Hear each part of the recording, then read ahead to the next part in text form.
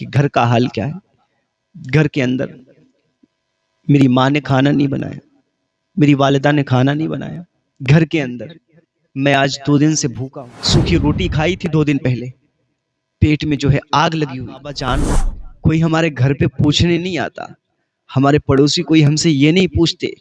کہ تم نے آج کھانا کھایا ہے کہ نہیں۔ شخص نے سنی نا، وہ جو مرنے والا ہے صبح، وہ جس کا سورج زندگی کا طلوع نہیں ہوگا۔ ایک شخص تھا، بڑا امیر آدمی تھا، جس کے گھر کے اندر مال اور دولت اور خزینہ موجود تھا۔ اس کے جسم کے اندر ایک بیماری لگتی ہے۔ اپنی بیوی سے کہتا ہے کہ بچوں کا خیال رکھنا، میں اپنے مرض کی دوا کے لیے جا رہا ہوں، علاج کے لیے جا رہا ہوں، طبیبوں کے پاس جانا ہے۔ بیوی کو یہ کہہ کر کے گھر سے نکلتا ہے اور مریض بن کر کے ایک حکیم کے پاس جب یہ پہنچا ہے نا، حکیم کی نظر پڑی، کہا کیسے آئے ہو؟ کہا مجھے یہ تکلیف ہے، بے چین رہتا ہوں، پریشان ہوں، اس مرض میں جو ہے بہت زیادہ تکلیف میں رہتا ہوں، اس مرض کو کیسے دور کیا جائے، اسی کا حل تلاش کرنے آیا ہوں۔ طبیب نے معائنہ کیا، دیکھا، اور دیکھنے کے بعد میں فرما دیا، کہہ دیا کہ جاؤ اپنے گھر چلے جاؤ، بیوی بچوں کے ساتھ اپنا وقت گزارو۔ تمہارے یہ جسم میں جو بیماری لگی ہے نا، یہ بیماری دور نہیں ہونے کی، تمہارے جسم میں یہ جو بیماری ہے یہ ختم نہیں ہوگی، کیونکہ تمہارے جسم کی بیماری اس حد تک بڑھ چکی ہے کہ اب اس کے اندر تمہاری جان چلی جائے گی۔ جاؤ، تمہارے پاس تھوڑا سا وقت ہے، اپنے بیوی اور بچوں کے ساتھ گزار لو تو بہتر ہے۔ یہ شخص سنتا ہے اور پریشان ہوتا ہے، بے چین و بے قرار ہوتا ہے، آنکھیں اشک بار ہیں، روتا ہوا زارو قطار وہاں سے نکلتا ہے، بڑی منتیں کرتا ہے، کہتا ہے کہ میرے پاس دولت ہے، مال ہے، جتنا چاہوں اتنا دے دوں گا، جتنی دولت کہو گے خرچ کر دوں گا، جتنی دولت کہو گے لا کر کے تمہارے قدموں میں ڈال دوں گا، لیکن میری اس بیماری کو دور کر دو، میری اس بیماری کی دوا تلاش کر کے مجھے دے دو، تاکہ اس بیماری سے میں بچ جاؤں اور شفا پا جاؤں۔ طبیب کہتا ہے یہ دولت کام نہیں آئے گی، یہ خزانہ اب کام نہیں آنے کا، کیونکہ تیرا مرض بڑھ چکا ہے، اب یہ تیرا مرض تیری جان لے کر کے چھوڑے گا۔ اللہ اکبر، ذرا دیکھو نا یار، یہ اشک بھری آنکھوں کو برسنے سے روک نہ سکا کہ وہاں سے نکلتا ہے، آنکھیں بہہ رہی ہیں، روتے ہوئے گھر کی دہلیز پر پہنچتا ہے۔ بی بی آتی ہے، آنے کے بعد فوراً سمجھ جاتی ہے کہ آنکھوں سے آنسو بہ رہے، ضرور کوئی معاملہ ہوا ہے۔ بٹھاتی ہے، بٹھانے کے بعد پوچھتی ہے میرے سرتاج کیا معاملہ ہے؟ آخر آنکھیں اشکبار کیوں ہیں؟ آخر زارو قطار رو کیوں رہے ہو؟ بچے الگ بے چین ہیں، اب بابا جان یہ کیا معاملہ ہے؟ کوئی بابا کے ہاتھ کو پکڑتا ہے، کوئی چہرے کو بوسہ دیتا ہے، لیکن ایک جبان باپ جس کے پاس دولت کی کمی نہیں ہے، مال بہت ہے، زمین جائیداد بہت، لیکن طبیبوں نے کہہ دیا کہ مرض بڑھ چکا ہے، اب دوا اس کی نہیں ہے، جاؤ اپنا وقت گزارو۔ یہ روتی ہوئی، برستی ہوئی آنکھوں سے، سسکی بھری آواز سے، کپ کپاتے ہونٹوں سے اپنی بیوی کو بتاتا ہے بیگم ایسا ایسا معاملہ ہوا ہے، طبیبوں نے لا علاج کر دیا، طبیبوں نے منع کر دیا، میری بیماری کا کوئی علاج نہیں ہے، مجھے اب کوئی ٹھیک نہیں کر سکتا، گھر پہ وقت گزارنے کے لیے مشورہ دے دیا ہے۔ اتنا سننا تھا کہ بی بی الگ روتی ہے، بچے الگ روتے ہیں، عالی شان مکان کی چھت کے نیچے بیٹھ کر مال و دولت کا خزانہ جمع کرنے کے باوجود بھی بی بی الگ رو رہی ہے، بچے الگ رو رہے ہیں، یہ الگ رو رہا ہے۔ چاہے تو اچھا کھانا بنوا کر کھا سکتا ہے، لیکن نہیں۔ شام کا وقت گزر گیا، نہ بیوی نے کھایا، نہ بچوں نے کھایا، نہ خود کھانا کھایا بنوایا۔ ایک دن ایسے ہی گزر گیا، دوسرے دن گھر کے باہر ایک دوست ملا، اس نے مشورہ دیا کہ اس بیماری سے بچنا چاہتے ہو تو میں تمہیں کہتا ہوں کہ جاؤ حضرت موسیٰ کی بارگاہ میں چلے جاؤ، وہ اللہ کے نبی ہیں، وہ دعا کریں گے، تمہارا یہ مرض دور ہو جائے گا۔ اب اس کی ایک کرن کی امید چمکتی ہے، روشن ہوتی ہے، اس کے دل میں خیال آتا ہے، خوشی خوشی بیوی کے پاس جاتا ہے، کہتا ہے کہ دوستوں نے مشورہ دیا ہے موسیٰ پیغمبر کی بارگاہ میں جانے کا، سنا ہے وہ اللہ سے کلام کرتے ہیں، سنا ہے وہ اللہ سے بات چیت کرتے ہیں، وہ اللہ سے دعا کریں گے میرا مرض ٹھیک ہو جائے گا، بیگم میری تیاری کرو، میں موسیٰ کی بارگاہ میں جاؤں گا۔ مرتا کیا نہیں کرتا، آپ نے سنا ہوگا، ڈوبتے کو ایک تنکے کا سہارا کافی ہوتا ہے۔ حضرت موسیٰ کا جب اس کو سہارا ملا نا، تو فوراً اس نے سارے کام چھوڑے، سیدھا موسیٰ کی بارگاہ میں جانے کا ارادہ کر لیا۔ بیگم بھی خوش، بچے بھی خوشحال ہو رہے ہیں، سوچا کہ اب جو ہے میرے بابا ٹھیک ہو جائیں گے، بیگم سوچتی ہے شوہر ٹھیک ہو جائے گا، تیاری کرتی ہے۔ یہ آدمی اپنے گھر سے نکلتا ہے، اپنے دوستوں سے مشورہ لینے کے بعد میں دوستوں کو دعاؤں کے لیے کہہ کر کے حضرت موسیٰ کی بارگاہ میں جاتا ہے۔ کئی دن کا سفر طے کرنے کے بعد میں حضرت موسیٰ علیہ السلام کی بارگاہ میں پہنچتا ہے، اور پہنچنے کے بعد عرض کرتا ہے اے موسیٰ علیہ السلام، میں فلاں مریض فلاں طبیب کے پاس گیا تھا، میں اس مرض میں مبتلا ہوں، مجھے تمام حکیموں نے لا علاج کر دیا، مجھ سے کہہ دیا کہ میرا کوئی علاج نہیں ہے، میرے مرض کی کوئی دوا نہیں ہے، مجھے کہہ دیا گیا ہے کہ میں بچ نہیں سکتا، میری موت میرے سر پہ کھڑی ہے، میرے پاس زیادہ وقت نہیں ہے، میرے گھر پر میرے بچے ہیں، میرے گھر پر میری بیوی ہے۔ اے موسیٰ، میں آپ کی بارگاہ میں آیا ہوں، آپ میرے لیے دعا کریں اللہ سے کہ اللہ رب العزت میرے اس مرض کو دور فرما دے، مجھے شفا عطا فرما دے۔ اتنا کہنا تھا کہ حضرت موسیٰ علیہ السلام نے دیکھا اور دیکھنے کے بعد فرمایا کہ تو اپنی عمر کی لمبی عمر کی دعا کے لیے آیا ہے، مرض کو ٹھیک کروانے کے لیے آیا ہے، تو چاہتا ہے کہ تیرا مرض ٹھیک ہو جائے، تجھے شفا مل جائے، لیکن حضرت موسیٰ فرماتے ہیں تو کل صبح تک انتقال کر جائے گا، کل صبح تک جو ہے تیرے جسم سے تیری روح نکل جائے گی، اس دنیا کے اندر جو تیری زندگی تھی وہ کل تک کی ہے، کل جب سورج طلوع ہوگا نا تو تیری زندگی کی سانسیں ختم کر دی جائیں۔ اب یہ بندہ زارو قطار روتا ہے، آیا تھا امید کی کرن لیے ہوئے، ایک گہری امید میں آیا تھا کہ حضرت موسیٰ اللہ کی کلیم ہے، دعا کریں گے اللہ سے تو میری بگڑی بن جائے گی، مرض دور ہو جائے گا، اللہ شفا عطا فرما دے۔ دیکھو نا یار قسمت کیسا رنگ لاتی ہے، دیکھو تو صحیح قسمت کیسا کھیل کھیلتی ہے۔ پہلے دل کو تسلی دی گئی حضرت موسیٰ کی بارگاہ میں جانے کے لیے، ایک امید کی کرن جگی، وہاں جاتے ہیں تو فوراً ایسا جواب ملتا ہے کہ تمام کی تمام امیدوں پر پانی پھر گیا۔ یہ سوچ رہا تھا کہ کچھ تو موقع ملے گا، کچھ تو موسیٰ علیہ السلام کریں گے، لیکن انہوں نے صاف طور سے کہہ دیا کل صبح کا سورج طلوع ہوگا اور تیری سانسیں ختم ہو جائیں گی، تیرے جسم سے تیری روح نکل جائے گی، تیری دولت رہ جائے گی، تیرا گھر یہیں رہ جائے گا، تیرے بیوی اور بچے یہیں چھوٹ جائیں گے، تیری رقم جمع شدہ رقم یہیں چھوٹ جائے گی۔ ابھی یہ زارو قطار روتا ہے۔ حضرت موسیٰ علیہ السلام کیونکہ اللہ کے پیغمبر ہیں، اللہ کے نبی ہیں، اب ایک اللہ کا نبی جب کوئی بات کہہ دیتا ہے تو اس کے بعد پھر بندہ سوچ میں پڑ جاتا ہے کہ اب اللہ کے پیغمبر نے، اللہ کے نبی نے بات کی، اور وہ پیغمبر، وہ نبی جو اللہ کی کلیم ہے، اللہ سے بات کرتے ہیں، انہوں نے فرما دیا کہ کل کا سورج طلوع ہوگا، جسم سے روح نکل جائے گی۔ اب اس کو یقین ہو گیا کہ اب نہیں بچنے کا، اب جو ہے جسم سے روح نکل جائے گی۔ اب حضرت موسیٰ علیہ السلام کی بارگاہ سے یہ نکلا، اپنے گھر کی طرف جاتا ہے، راستے میں ایک قبرستان پڑتا ہے، اور اس قبرستان پر یہ دیکھتا ہے کہ ایک قبر پر کھڑے ہو کر ایک بچہ زارو قطار رو رہا ہے۔ اس سے پیشتر ایک اور واقعہ پیش آتا ہے، جب حضرت موسیٰ علیہ السلام کی بارگاہ سے یہ نکلا تو راستے میں اس کو ایک بندہ ملا جس کے جسم پہ نہ تو کپڑے تھے، جس کا جسم برہنہ تھا، جو اپنے جسم کو پتوں سے ڈھکے ہوئے تھا، نہ اچھا لباس تھا، نہ قیمتی لباس تھا، اور ایک تپتی ہوئی ریت کے اوپر، ریگستان کے صحرا میں تپتی ہوئی ریت پر وہ اپنے جسم کو پتوں سے ڈھک کر کے بیٹھا تھا، اس کے پاس کپڑے نہیں تھے۔ اب اس بندے کی نظر پڑی، یہ جو جس کی بیماری اس قدر بڑھ گئی تھی، جس کا انتقال ہونے والا تھا، جس کے بارے میں حضرت موسیٰ نے کہا نا کہ کل کا سورج طلوع ہوگا، تیری زندگی ختم ہو جائے گی، اس بندے کی نظر جب اس پہ پڑی تو اس کے دل میں خیال آ گیا کہ میں تو کل صبح انتقال کر جاؤں گا، کل صبح میرے جسم سے میری روح تو نکل جائے گی نا، کل میں مر ہی جاؤں گا نا، تو اب یہ لباس کس کام کا، اب یہ قیمتی لباس جو جسم پہ ڈالا ہوا ہوں اس کا کیا کرنا ہے۔ وہ اس پتوں سے ڈھکے ہوئے جسم کے شخص کے پاس جاتا ہے، اور جانے کے بعد میں اپنا لباس اتارتا ہے اور اس کے جسم کو ڈھک دیتا ہے، اس سے کہتا ہے کہ یہ لباس میرے کسی کام کا نہیں، لے تو اوڑھ لے، کیا معلوم تیرے کام میں آ جائے۔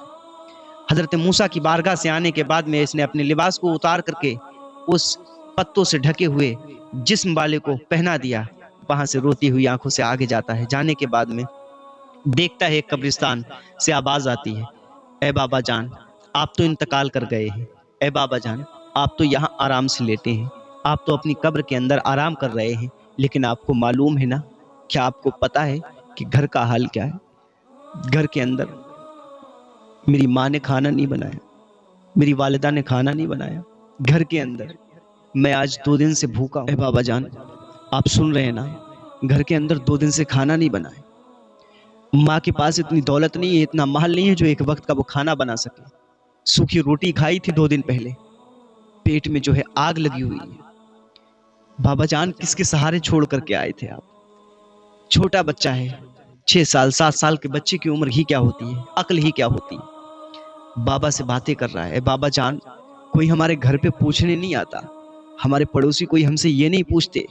کہ تم نے آج کھانا کھایا ہے کہ نہیں۔ اے بابا جان زارو قطار رو رہا ہے، گویا اس کی آواز اس شخص نے سنی نا، وہ جو مرنے والا ہے صبح، وہ جس کا سورج زندگی کا طلوع نہیں ہوگا اب،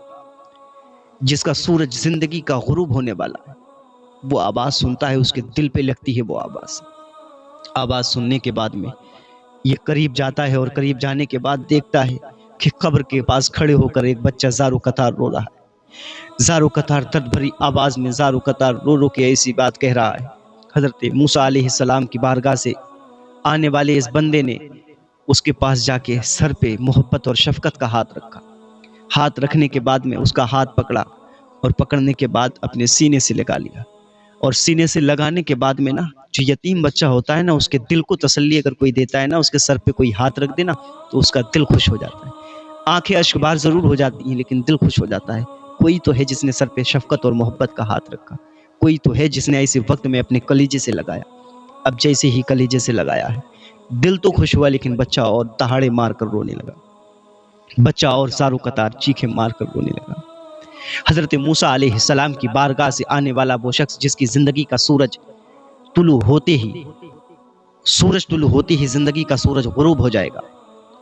وہ بندہ جب اس کو کلیجے سے لگاتا ہے، بچے دہاڑے مارتا ہے، ادھر یہ بھی چیخنے لگتا ہے،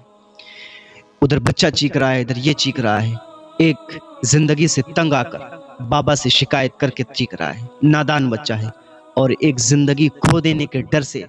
زندگی کو ختم ہو جانے کے ڈر سے، مال اور دولت اور بیوی اور بچوں کو پیچھے چھوٹ جانے کے ڈر سے زارو قطار رو رہا ہے۔ اب کچھ دیر سسکیاں بھرنے اور تھمنے کے بعد میں یہ بچے کا ہاتھ پکڑ کر کے اپنے گھر لے جاتا ہے۔ بی بی نے اس کی دیکھا کہ دروازے پہ شوہر آیا، سوچا کہ موسیٰ علیہ السلام نے دعا کی ہوگی، بیماری دور ہو گئی ہوگی، لیکن حضرت موسیٰ کی بارگاہ سے جب اس نے بتایا کہ یہ خالی ہاتھ لوٹ کر کے آیا ہے، تو بی بی الگ رو رہی، بچے الگ رو رہے ہیں، اور حیرانی کے ساتھ دیکھنے لگے کہ گئے تو اکیلے تھے لیکن ساتھ میں ابھی ایک بچہ لے کر کے آئے، آخر یہ بچہ کون ہے جس کو لے کر کے آئے؟ بی بی نے پوچھنے کے بعد پتا چلا کہ بچے کی کیفیت یہ تھی، فلاں قبرستان میں زارو قطار رو رہا تھا، ایسا معاملہ تھا، ایسی بات تھی جس وجہ سے یہ معاملہ۔ بیگم کہتی ہے کہ آپ حضرت موسیٰ علیہ السلام کی بارگاہ میں گئے تھے، حضرت موسیٰ کی بارگاہ سے کیا رہا؟ کیا انہوں نے آپ کے لیے دعا کی؟ کیا اللہ سے کلام کیا؟ کیا آپ کا مرض ٹھیک ہو گیا؟ کیا آپ کے مرض کی دوا مل گئی؟ حضرت موسیٰ کی بارگاہ سے یہ خالی ہاتھ لوٹا ہے، جب اس نے یہ بتایا ہے نا، تو گھر کے اندر ایک ماحول سوگ کا ہو گیا، ماتم کا ماحول ہو گیا۔ شوہر کہتا ہے بیگم رونا بند کرو، بچوں کو تسلی دی ہے، کہا گھر کے اندر جتنا مال جمع ہے نا، سارا کا سارا جمع کرو، اکٹھا کرو۔ بیگم نے سارے کے سارے مال کو جمع کیا، جتنے بھی سونے کے سکے تھے، مال و دولت جتنا بھی جمع کیا تھا نا، سارا کا سارا باہر لے کر کے آئے، اور ایک کپڑے کے اندر بڑی سی پوٹلی بنائی ہے، اور شوہر نے اپنے ہاتھ میں اس پوٹلی کو تھاما ہے، اور اس بچے کو پھر ساتھ میں لیا ہے، اور اس سے کہا بیٹا ذرا چلنا، تیرا گھر کہاں ہے بتا تو صحیح۔ اب اس بچے نے اپنا گھر بتایا ہے، یہ بندہ اس گھر میں جاتا ہے، جانے کے بعد میں دروازے پہ دستک دیتا ہے، ادھر ماں اس کی بے چین ہو کے دروازہ کھولتی ہے، میرے لال تو کہاں چلا گیا تھا؟ میں صبح سے بے چین تھی، ہر جگہ ڈھونڈ کر تھک ہار چکی ہوں لیکن تیرا کوئی پتہ نہ چلا، آخر تو کہاں چلا گیا تھا؟ آخر تو کہاں چلا گیا تھا؟ میں تیرے لیے بے چین و بے قرار تھی، اور اجنبی آدمی کو دیکھا تو اور حیران ہو گئی، کون ہو تم؟ کہاں سے آئے ہو؟ میرا بچہ کہاں ملا؟ اب جیسے ہی اتنی بات ہوئی ہے، وہ آدمی کہتا ہے، وہ شخص کہتا ہے، وہ بندہ کہتا ہے کہ اے ضعیفہ سن، تیرا بچہ یہ ہے، اور اپنے اور بچوں سے بھی کہہ دے آج سے ان کی پریشانی کے دن ختم ہو گئے، آج سے جو ہے بھر پیٹ کھانا کھائیں گے تیرے بچے، اگرچہ تیرا شوہر انتقال کر گیا لیکن اے ضعیفہ سن لے، تیرے اس بچے کی درد بھری آواز میرے سینے کو پھاڑ کر رکھ دیتی، اس کی آواز نے میرے سینے کو چھلنی کر کے رکھ دیا، یہ لے اتنی مال اور دولت جو میں نے زندگی میں کمائی، میرے کسی کام کے نہیں، میرے تو کام نہیں آئے، لیکن لے میں تجھے دے رہا ہوں تاکہ تیری زندگی سنور جائے۔ وہ دولت کی پوٹری اس ضعیفہ کی جھولی میں ڈال کر بچے کو اس کے سپرد کر کے وہاں سے آنکھوں کو برستا ہوا لے کر کے چلا تو جاتا ہے، لیکن ادھر یہ اپنے گھر کی طرف بڑھتا ہے، ادھر ضعیفہ مصلے کو بچھاتی ہے، سر کو سجدے میں رکھتی ہے، اور اللہ کی بارگاہ میں ہاتھوں کو بلند کر کے کہتی ہے مولا، اے پروردگار عالم، اے مالک و مولا،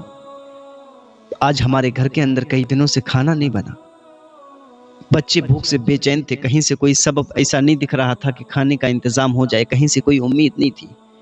اے پروردگار عالم تو نے تو ایسی جگہ سے انتظام فرما دیا کہ میرا گمان بھی نہ تھا، اے پروردگار عالم تیرا شکر ہے۔ ادھر اللہ کا شکر ادا کرا اور اس بندے کے لیے دعا کری، مولا یہ جس بندے نے میرے گھر کے اندر میری اس غموں بھری جھوپڑی کو خوشیوں سے بھرا ہے نا، اے پروردگار عالم تو اس کی زندگی کو خوشیوں سے بھر دے، اس کے گھر کو خوشیوں سے بھر دے، مولا تو اس کی زندگی کو لمبا کر دے، پروردگار عالم تو اس کی زندگی کو اسے سلام۔ ادھر رو رو کے ضعیفہ نے دعا کی ہے، ادھر وہ شخص اپنے گھر پہ جاتا ہے اور گھر جانے کے بعد رات غم کے اندر گزر جاتی ہے، بیوی الگ بے چین، بچے الگ بے چین۔ اب یہ بستر پہ سویا ہے، سوچا کہ حضرت موسیٰ نے کہا تھا صبح ہوگی تو روح نکل جائے گی۔ صبح کا سورج طلوع ہوتا ہے، سورج طلوع ہوتے ہی بیگم بستر پہ آ کے شوہر کو دیکھتی ہے، شوہر زندہ ہے، روح جسم میں بھی ہے، بچے الگ بے چین۔ ہو سکتا ہے جب وہ آدمی بیدار ہوا نا، سوچا ہو سکتا ہے کہ حضرت موسیٰ نے جو کہا تھا نا کہ کل کا سورج طلوع ہوگا تو روح نکل جائے گی، سوچنے لگا روح تو نہیں نکلی، میں زندہ ہوں۔ تو خیال آیا کہ ہو سکتا ہے کہ حضرت موسیٰ نے اگلے کل کے لیے کہا ہو سکتا ہے کل کا انتظار اور کر لیا جائے۔ ایک دن اور ہو گیا، سورج نکلا لیکن نہیں مرا، پھر صبح سے شام ہو گئی، دوپہر ہو گئی، دوسرا دن آیا، تیسرا دن آیا، پھر صبح سورج نکلا لیکن نہیں مرا۔ اتنا دیکھنے کے بعد بیوی بھی حیران و پریشان، بچی بھی بے چین، شوہر بھی بے چین کہ آخر معاملہ کیا ہے۔ حضرت موسیٰ علیہ السلام نے تو فرما دیا تھا کہ کل کا سورج نکلے گا، تیری روح جسم سے نکل جائے گی، تیری روح جسم سے جدا ہو جائے گی۔ لیکن حضرت موسیٰ علیہ السلام کی بارگاہ سے آنے والا شخص یہ بے چین ہو کر اپنے اس سوال کا جواب ڈھونڈنے کے لیے حضرت موسیٰ کی بارگاہ میں پھر جاتا ہے۔ جانے کے بعد سارا معاملہ بتاتا ہے اور بتانے کے بعد میں کہتا ہے موسیٰ دیکھو میں تمہارے سامنے کھڑا ہوں۔ حضرت موسیٰ علیہ السلام نے مولا کی بارگاہ میں عرض کری، پروردگار عالم اس کی زندگی تو ختم ہو گئی تھی، اس کی سانسوں کی ڈوری تو ختم ہو چکی تھی، مولا پھر یہ زندہ کیسے ہے؟ اللہ رب العزت فرماتا ہے موسیٰ سن لو، یہ تمہارے پاس سے جب گیا تھا نا تو راستے میں اس کو ایک برہنہ شخص ملا جس کو اس نے اپنا لباس دے دیا تھا، ایک یتیم بچہ ملا اور اس یتیم بچے کو اس نے اپنی جمع شدہ رقم دے دی تھی، اور جب یہ رقم اس کے گھر لے کر کے گیا نا تو اس کی بوڑھی ماں نے دعا کی تھی میری بارگاہ میں کہ میں اس کی عمر کو لمبا کر دوں، لہٰذا اے موسیٰ سن لو، میں نے اس ضعیفہ کی دعا کو قبول کر لیا ہے، اس کے صدقے میں اس کی زندگی کو لمبا کر دیا ہے، بخش دیا ہے۔ دیکھو نا یار، ایک ماں اگر دعا کرتی ہے نا تو وہ اثر کرتی ہے۔ دنیا کے اندر کتنی دولت کما لو، دنیا کی تمام دولت کو جمع کرنے کے بعد اگر جسم کے اندر ایک چھوٹی سی بیماری یا مرض لگ جائے اور ڈاکٹر لا علاج کر دیں تو وہ دولت اور وہ مال کسی کام کا نہیں رہتا۔ پھر بندہ اللہ کی بارگاہ میں سر کو جھکاتا ہے، اللہ اللہ کرتا ہے، اور میرا رب چاہے تو پھر چاہے بغیر دوا کی ہی شفا عطا فرمائے۔